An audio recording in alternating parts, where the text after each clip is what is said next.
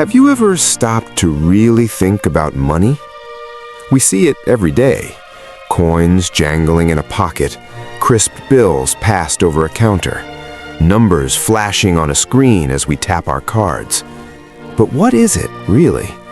Is it the physical stuff we can hold, or is it something else entirely?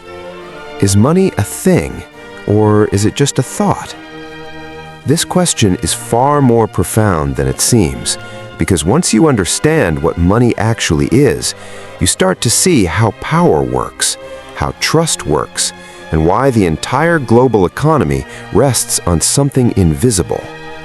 Stick around, because by the end of this video, money may feel less like an object and more like one of the most powerful ideas humanity ever created. Let's rewind the clock. Way back, before banks, before ATMs, before apps and cards, to a world without money. Imagine you're a farmer with extra wheat.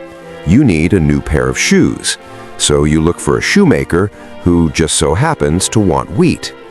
This is the barter system, and on paper it sounds simple, but you can already see the problem, right? What if the shoemaker doesn't want wheat? What if they already ate? Economists call this the coincidence of wants, and it's wildly inefficient. For a long time, we were taught that this problem forced humans to invent money. But here's the twist. Anthropologists studying early societies found something surprising. There's almost no evidence that entire economies ever ran on barter. Instead, people kept track of who owed what to whom. They used trust, memory, and social obligation. In other words, before money, there was debt. And that changes everything. Early communities didn't need coins. If you helped me today, I owed you tomorrow. No numbers, no interest rates, just social bonds. Money didn't begin as cold calculation. It began as relationships. But as societies grew larger, as strangers started trading with strangers, trust alone wasn't enough. So humans did something brilliant. They created symbols everyone could agree on. Instead of trading goods directly, people agreed on certain items that everyone would accept: salt, shells, beads, livestock. Eventually, metals like gold and silver won out. Why? Because they were durable, portable, divisible, and rare enough to feel special. A gold coin wasn't just a promise, it was valuable by itself. You could melt it down and it would still be gold. For thousands of years, money was physical, something you could feel, weigh, and trust with your hands. But even then, something deeper was happening. Gold only worked because everyone believed it worked, and that belief was about to be tested. Carrying gold everywhere was risky, so governments and banks introduced paper notes. At first, these weren't money, they were receipts, a promise that you could walk into a bank and exchange paper for gold or silver. This was the gold standard. But slowly, the promise became more important than the metal.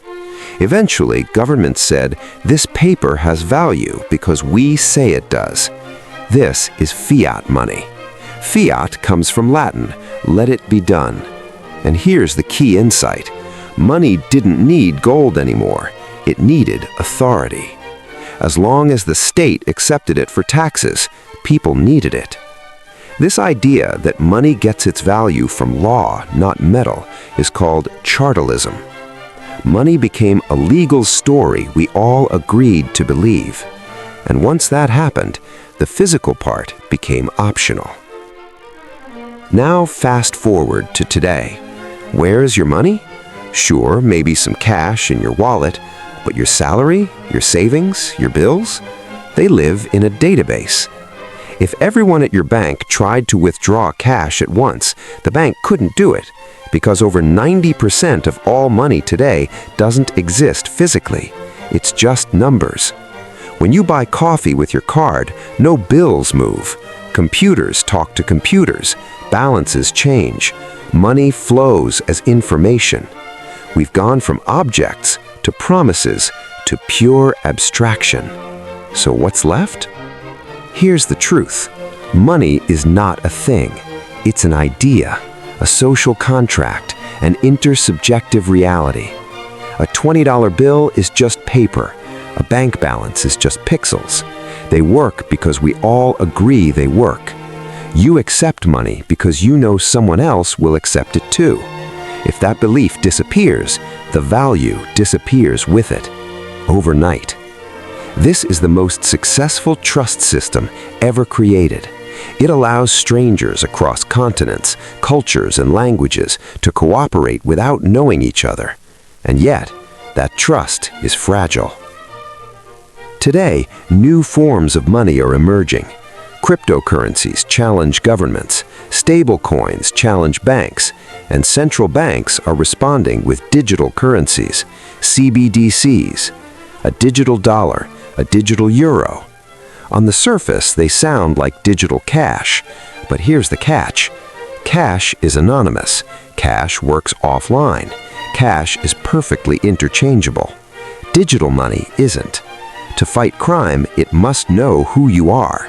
To protect banks, it may limit how much you can hold. To function, it needs infrastructure.